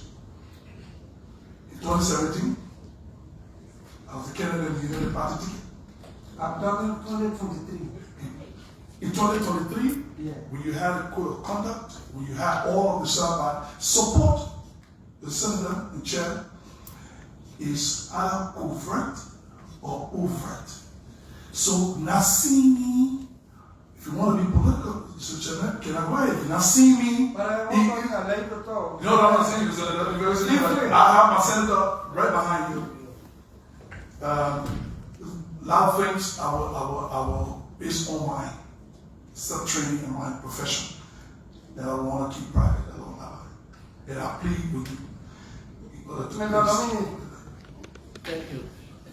You telling me in your vision statement before this committee in my hand as chair that you were a proud senior policy advisor to Joseph Boakai when he was vice president. The same Joseph Boakai wanted to be president. You supported another candidate, which was your right. So, Gentlemen, I think you are somehow pushing the envelope a little bit so that we divulge some of the rights that I have, to performing, my duties or my exercising my rights to vote. Gentlemen, all the respect, this is a question that I respectfully want to come and answer. Thank you. Thank Why you. are you shaking for? No, I like your answers. It's a fun one.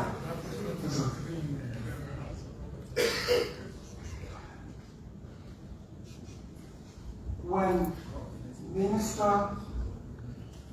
Weston Garfield resigned as Minister of Foreign Affairs in 2020, during that era, who was acting as minister pending the appointment of a new minister? I was acting for 3 months. They resigned July 27, 2020. During that period, there was a complaint of sexual harassment against Mr. Kimaya, who was serving in New York, and that complaint was brought before the Minister of Foreign Affairs when you were acting. What did you do with that sexual harassment complaint while you were acting before you tell over? Question.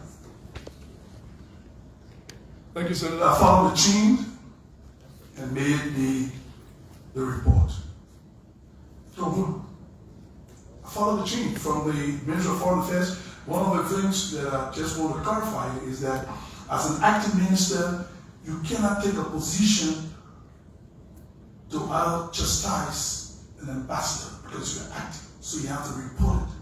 So that chain came all the way to the executive mansion, and then I reported it. So the net effect of that is something else because we work based on instruction. Can we get a copy of your report?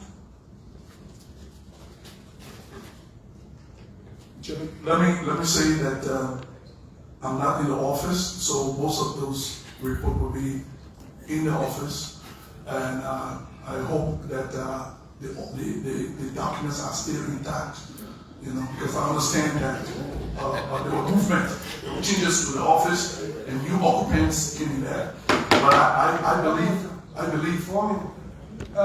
Folks in the gallery, the question you left, you answer the clap here, the question you left, you answer the boo here. No cherry behind it. Or from the people that when they not perform, you can say that the Senate confirmed it.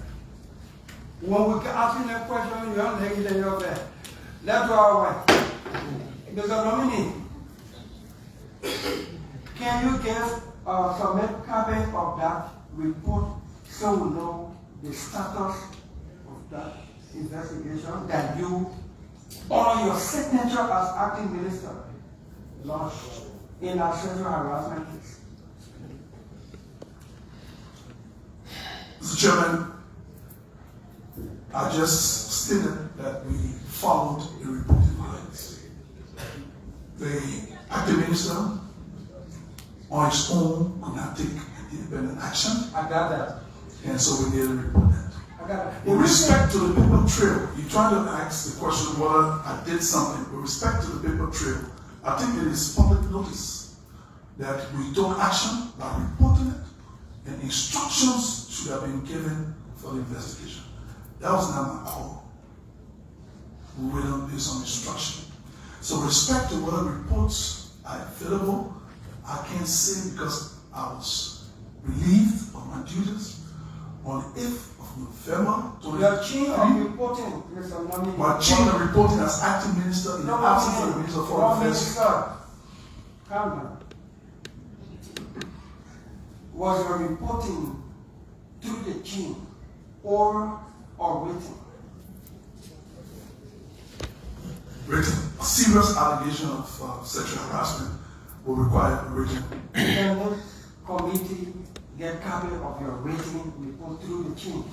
Mr. Chairman, with all due respect, I can't make that commitment here because I'm on an oath. And I understand the new occupants in office. I understand there were movements here and there. If I commit to something, I should deliver.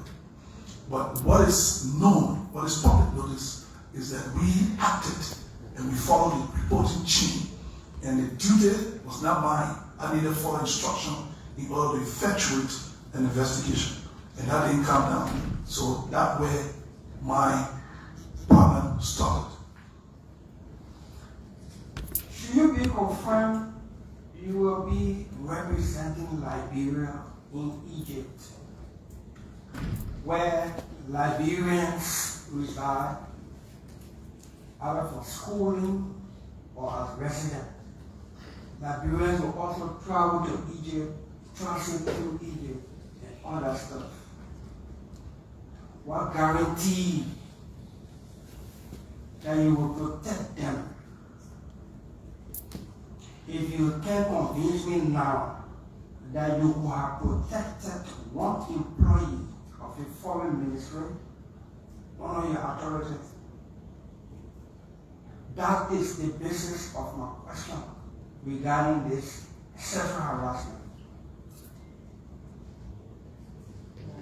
Mr. Chairman, with all due respect, let me clarify that I know I had authority. So it's on my authority, I know I had authority to investigate. I was never given authority to investigate. While it's true that I followed the reporting lines. And I want to say to you that one of the key responsibilities of ambassador. Did you write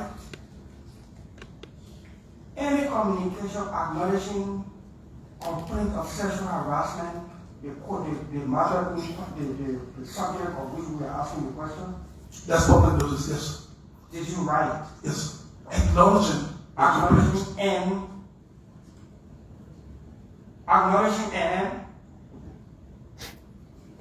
committing to launch an investigation. That's correct. Correct. So what investigation launched?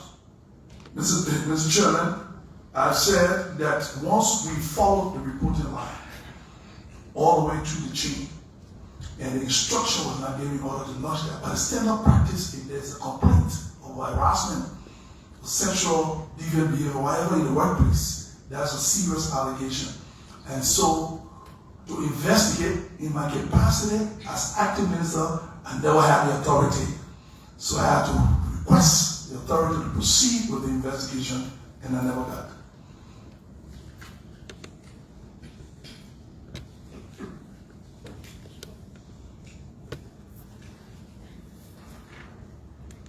Mr. Nominees, thank you for today. My distinguished colleagues, thank you for the hearing. This committee will require a copy of that report to inform the decision of this committee. or help inform the decision of this committee. May I say, which report are you referring to? The reporting report that you submitted that was either left hanging or abandoned along the way. When you were acting minister, a foreign service staff complained against an ambassador. You acknowledged the complaint formally and wrote the victim or alleged victim acknowledging receipt of their complaint with a commitment that the foreign minister would have investigated the status of that matter, where you left it, if it is documented with one copy. This matter is hereby adjourned until the committee meets. Sanya, I'll read this out. Thank you, Chairman. Thank you.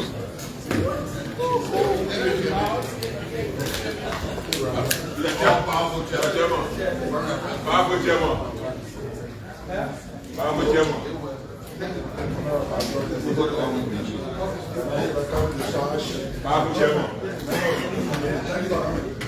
That's the end of the confirmation hearing for the Ambassador-Designate for Egypt. Henry Fahnbulleh and Ambassador-Designate to South Africa, George Patten. Thank you.